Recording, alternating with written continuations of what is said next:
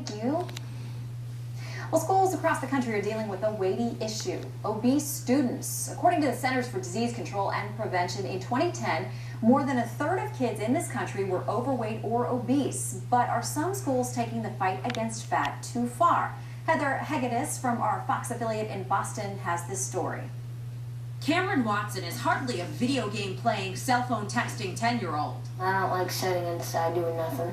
The North Andover fourth grader was brought into this world as a preemie, but now he's healthy and very athletic. He plays youth football, practices martial arts, and wrestles. That's him in the black at a meet. You'll find him at practice several times a week. We run stairs, jog, drill, and live wrestling. This weekend he's even wrestling in the state finals and must weigh in at 95 pounds. Yeah! I drink a lot of orange juice and Gatorade. That's why Cameron and his mother were so stunned when they got this letter home from school saying Cameron's body mass index, or BMI, puts him in the obese category because he's in the 95th percentile for his age group. Why do you care? It's not your body, and half of us, how they do with the numbers, Tom Brady's obese, and he's the skinniest quarterback in the NFL. Cameron says when the letters went home, both girls and boys at school were upset. You either are anorexic, that means you're too small, or you get the obese letter, that means you're too big. You can't be just right. There were a number of children that went to bed not feeling so great about themselves that night. And that bothered me. Cameron's mother, Tracy, a North Andover select woman, says the state's fixating too much on just a number rather than looking at a child's overall health. She also says the screenings cost school districts money that could be better spent. Why aren't we having nutritionists speak to our children? Why aren't we hiring more gym teachers? Tracy recently filed legislation on the state level to put an end to BMI screenings in schools. And Cameron is just hoping someday he'll have the last laugh. In your face. I'm a pro football player and I got the obese letter when I was 10.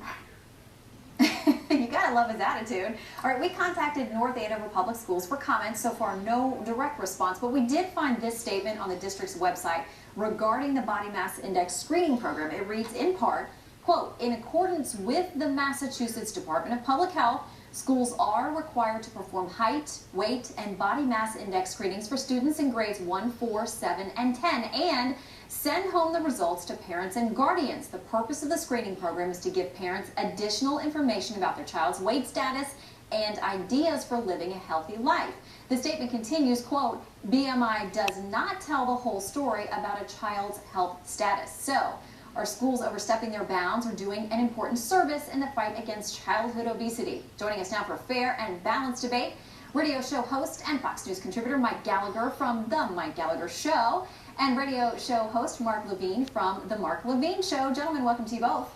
Hi, Shannon. Mark, how are you? All right, let's start with you, Mike. Part of this, the statement here was kids went home and went to bed not feeling great about themselves. How do you respond?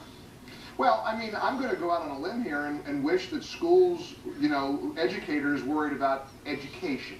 I mean, this is this typical nanny state mindset that do-gooders want to force parents how to parent, tell parents how to parent. I mean, that great story out of the mouths of babes. I mean, Cameron's the smartest guy in the room.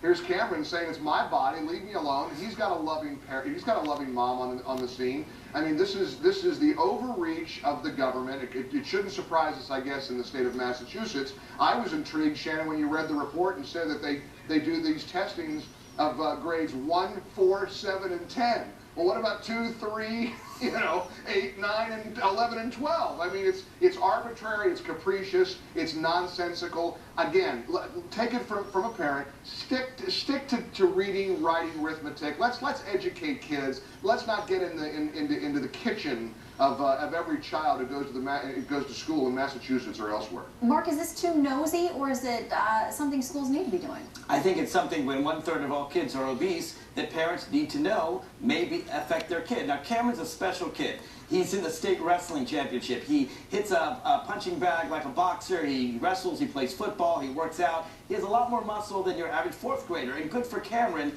Cameron is not typical. And the letter makes very clear that the BMI index the body mass index, it is not appropriate for kids or adults who are more muscular than average. So it makes that very clear. It says that if your child is not more muscular than average, he may be obese, she may be obese. And let's face it, we have a third of kids in America who are obese, and they suffer from diseases like diabetes that are lifetime problems. And the reason why Governor Mike Huckabee of Arkansas first instituted this program that Massachusetts copied is because he was obese, and he thought it was very important for him to get healthy. He did. Good for Mike Huckabee, and good for Massachusetts for copying his plan in Arkansas.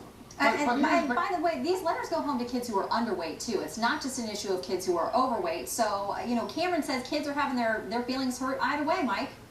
Yeah, but it's not the school's responsibility. I mean, test scores around the country are at an all-time low. We've got schools that are struggling to get federal funding because the kids, frankly, are performing so poorly academically. I mean, think of all the time that's wasted on letters about underweight or overweight or body mass. I mean, what's next? Are we going to have you know, letters about hygiene or about colors of clothes? Leave this to the parents. Let parents decide what the right weight should be for their child. They're wasting time and money by focusing on something that's frankly none of the school's business. Cameron's right. It's my body. It sounds like it's more up to you. You get rid of physical education in schools altogether. No, you know, when I was a kid, we had the president's physical fitness test, and I remember at that time I couldn't even do one chin-up, and that let me know, hey, I maybe need to get out a little bit more. Schools test all kinds of things, not just academics, and this letter, by the way, didn't just test body mass index, they test strength and cardiovascular training. And listen, some kids don't study enough, they're out too much playing. Other kids are studying too much and aren't out getting physically fit enough. Listen, the letters guys, are to parents, they're not Mark, to kids. The letters don't say, hey, Cameron, you're fat. Say, they're to the parents. The parents can decide what to do with that. All right, Mark and Mike, we got to leave it there. I can say